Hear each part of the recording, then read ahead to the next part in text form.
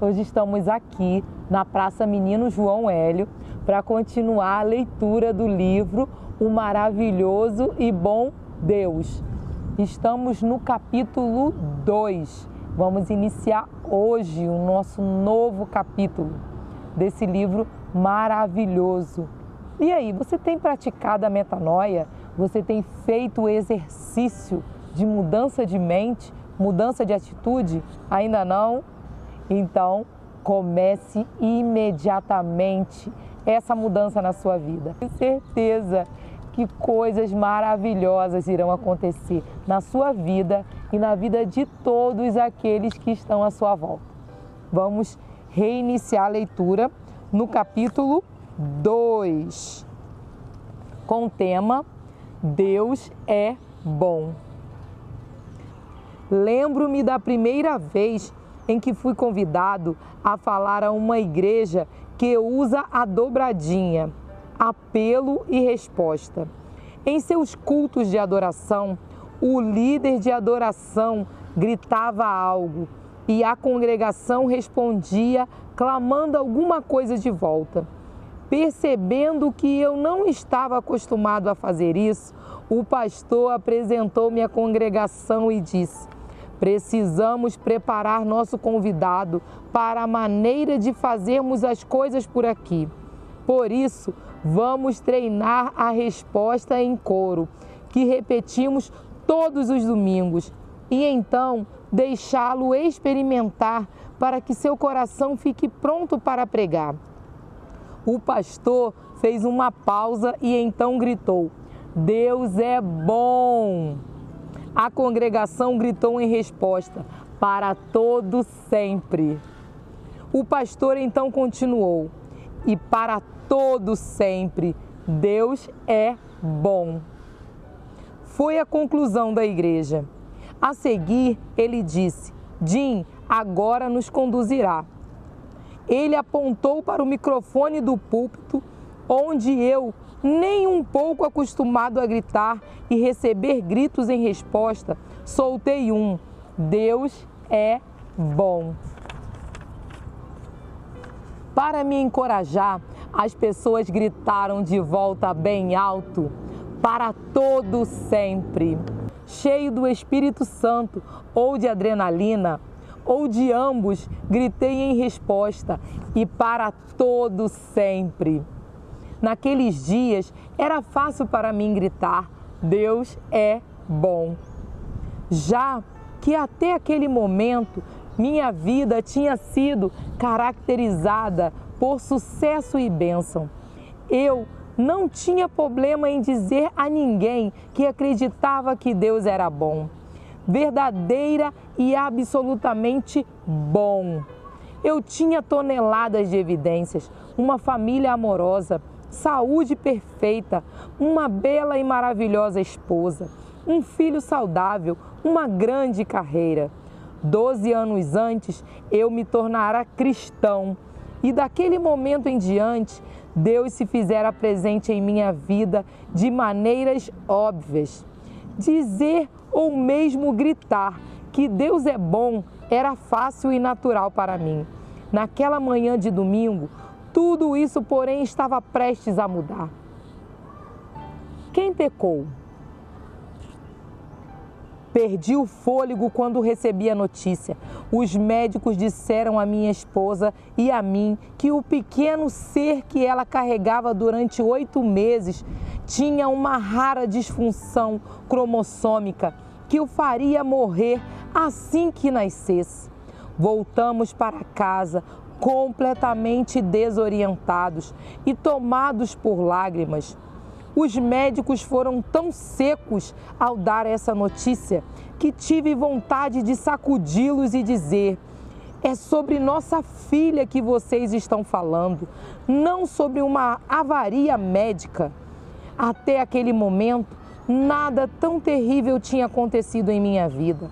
Agora, eu estava diante de um dos piores problemas que podem acontecer a alguém: lidar com a morte iminente de uma criança. Como uma pessoa sobrevive a esse tipo de provação? como você passa da pintura do quarto do bebê para o planejamento de seu funeral. Como um cristão, alguém que acredita na bondade de Deus, responde a algo tão trágico e devastador. O que constatamos a seguir é que o prognóstico médico estava errado. Nossa filha realmente tinha uma disfunção cromossômica, mas não do tipo imediatamente fatal. A pequena Madeline, ironicamente, seu nome significa torre de força, sobreviveu ao nascimento, mas pesava muito pouco, apresentava uma falha no coração, era surda e não conseguia reter um alimento. Os especialistas asseguraram então que ela não viveria mais que 1 ano ou 2. Durante esse período, tanto minha esposa quanto eu sentíamos como se estivesse sendo golpeados no estômago, repetidas vezes. Simplesmente aquele sofrimento todo não cessava. Certo dia, um pastor que eu conhecia há tempos levou-me para almoçar, numa tentativa de me consolar. No meio de uma garfada, ele me perguntou: quem pecou, Jim? Você ou sua esposa? Eu disse: desculpe-me. O que você quer dizer com isso? Ele explicou: bem, um de vocês deve ter pecado de alguma forma para causar tudo isso que aconteceu com a sua filha. Comecei a pensar nas coisas ruins que tinham ocorrido em minha vida, tentando descobrir qual delas poderia ter desagradado a Deus, a ponto de Ele nos dar uma criança com problemas congênitos fatais. Será que aquele pastor estava certo? Eu queria muito saber. Poderia pensar em pelo menos meia dúzia de pecados bastante sérios, mas nada ilegal ou imoral. E certamente nenhum que justificasse que um bebê pagasse por isso. Então, pensei comigo mesmo, talvez tenha sido minha esposa. Afinal de contas, o pastor mencionou um de nós. Talvez ela tenha feito alguma coisa ruim. O que poderia ser? Deixei minha mente vagar dessa maneira o resto da tarde e mergulhei fundo em uma mistura de remorso e tristeza, raiva e suspeita. Conforme minha mente devagava, parecia que o nascimento de Madeline era a triste soma de uma simples equação de causa e efeito. Deus estava ajustando as contas conosco, ou havia alguma razão obscura por trás de suas ações. Questionar ou julgar a correção das ações de Deus seria cair em pecado ainda maior. Madeline viveu por apenas mais 2 anos e então seu pequeno corpo finalmente desistiu de lutar. Durante esses 2 anos e o ano seguinte, as pessoas nos disseram coisas escandalosamente ignorantes e rudes. Durante o velório que antecedeu o sepultamento de Madeline, uma mulher disse à minha esposa: tudo bem, querida, você pode ter outra filha. Os comentários que começaram a me aborrecer mais eram aqueles de cunho teológico, explicando que Deus era responsável por tudo aquilo. Bem, estou certo de que o Senhor teve uma razão para fazer isso. Várias pessoas disseram: acredito que Deus a queria mais no céu do que aqui na terra. Alguém disse: algumas vezes as crianças são boas demais para este mundo, disse outra pessoa. Elas queriam e precisavam acreditar que havia um plano divino, mas esse plano retratava uma imagem de um Deus que se importava mais consigo mesmo do que comigo. Fui levado por esses amigos cristãos a acreditar que Deus era cruel, caprichoso e egoísta. De acordo com seu diário, George Fox, 1624 a 1691, o fundador do movimento Quack, sentou-se à beira de um riacho e sentiu o Espírito Santo sussurrar as seguintes palavras: há somente um, o próprio Jesus Cristo, que pode falar sobre sua condição. Acredito que Jesus pode falar sobre a nossa condição e realmente o faz. Minha condição era óbvia. Eu e minha esposa éramos seguidores fiéis de Jesus, embora imperfeitos, e deparamos com uma das mais dolorosas experiências de vida: enterrar nossa filha. Tenho aprendido a fazer a mim mesmo a seguinte questão quando é necessário: escolher as narrativas certas sobre Deus. Essa mentalidade a respeito de Deus é coerente com o Deus a quem Jesus revelou? O que Jesus diria sobre nossa situação? Ele concluiria, como fez meu amigo pastor, que a condição de nossa filha era resultado de nosso pecado? Uma narrativa antiga, o Deus irado. O pastor que levantou a questão, quem pecou, estava agindo com base em uma narrativa que tem vigorado por vários milênios. Praticamente todas as religiões antigas foram construídas sobre uma narrativa que diz que precisamos fazer alguma coisa a fim de obter a bênção dos deuses e, de modo inverso, se desagradarmos os deuses, certamente seremos castigados. A narrativa pode ser resumida como: Deus é um juiz irado. Se você agir bem, será abençoado. Se pecar, será punido. Essa narrativa não apenas se encontra nas principais religiões primitivas, mas aparentemente também está registrada na Bíblia hebraica.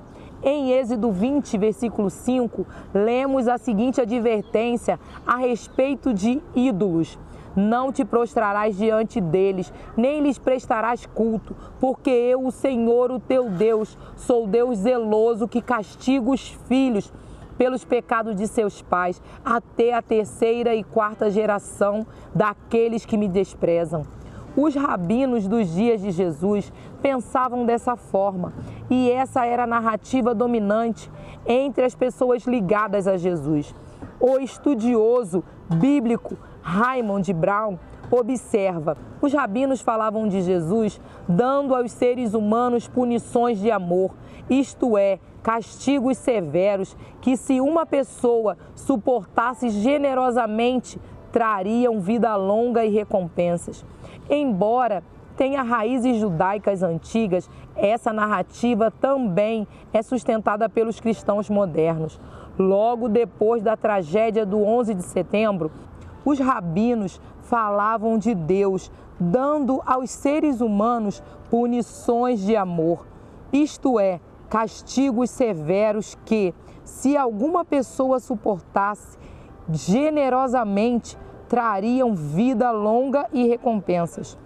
Embora tenha raízes judaicas antigas, essa narrativa também é sustentada por cristãos modernos. Logo depois da tragédia do 11 de setembro, dois populares televangelistas cristãos anunciaram que Deus estava punindo os Estados Unidos e a cidade de Nova York em particular por sua iniquidade. Aparentemente, o Deus de Jesus estava tão cansado de gays, lésbicas, strippers, apostadores e traficantes de drogas que inspirou um grupo de não cristãos a agir em seu nome e lançar aviões contra prédios. Essa narrativa é aceita por muito mais pessoas que os extremistas religiosos. É a narrativa predominante sobre Deus entre os cristãos. Um estudo conduzido pela Universidade de Baylor concluiu que essa é a maneira de a maioria dos cristãos conservadores pensar a respeito de Deus.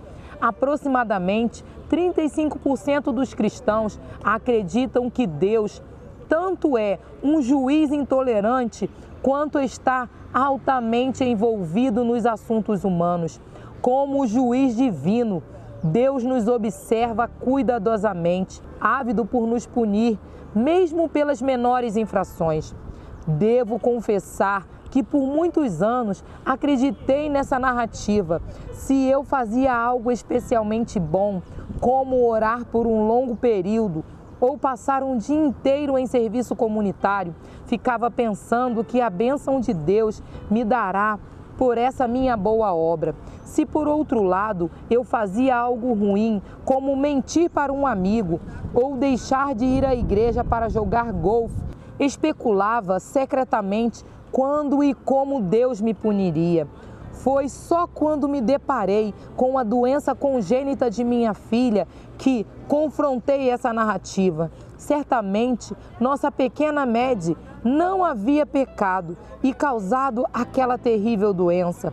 E que possível pecado minha esposa ou eu poderíamos ter cometido a ponto de Deus obrigar um indefeso bebê a sofrer daquela forma?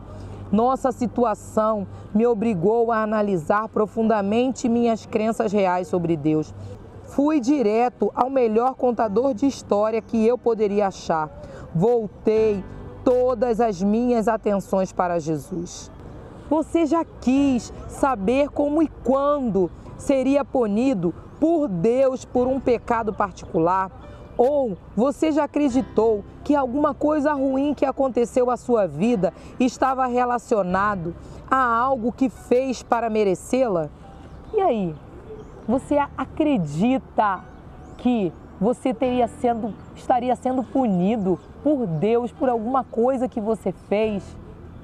E aí, você acredita nisso? Eu não acredito, porque Deus não é um Deus injusto. Deus é um Deus perdoador. Ele não iria punir a pequena Maddie por alguma infração ou pecado que seus pais teriam cometido. Não acredito nisso, porque o nosso Deus, ele é justo. Nosso Deus é um Deus amoroso, é um Deus maravilhoso. Creia, confie nisso. Nada que você esteja vivendo ou alguém da sua família seria relacionado a pecado. Clame ao Senhor, porque Ele pode perdoar todos os pecados. E se Ele levou sobre si todas as nossas iniquidades, nenhuma enfermidade que venha ao nosso corpo ou àqueles que nós amamos é devido a algum pecado. Porque Deus já nos perdoou. Ele levou sobre si. Ele, o Senhor Jesus, morreu naquela cruz por mim e por você. Então creia que Ele é poderoso para curar, Ele é poderoso para livrar. Mas, se for da vontade dEle levar, quem somos nós para discutir ou questionar a vontade dEle? Ele é supremo, a vontade dEle é suprema. Creia, confie no Senhor, sempre. Vamos orar para agradecer. Se você ainda não curtiu, não compartilhou e ainda não se inscreveu no nosso canal, vá lá. É rapidinho, se inscreve no nosso canal, curta o nosso vídeo, bote um comentário, pode colocar o comentário que eu vou responder, tá bom? Vamos orar. Senhor, obrigada por mais esse dia de leitura, obrigada por cada um que o Senhor tem permitido estar conosco, Pai, nessa leitura. Abençoa, Pai, a cada um dos nossos irmãos, abençoa, Senhor, as suas vidas, as suas famílias. Cura, Senhor, aqueles, Senhor, que estão enfermos. Restaura as forças daqueles que estão sem nenhum vigor. Creio em Ti, confio em Ti. Muito obrigada por tudo, em nome de Jesus. Amém e amém. Tchau. Até o próximo dia de leitura.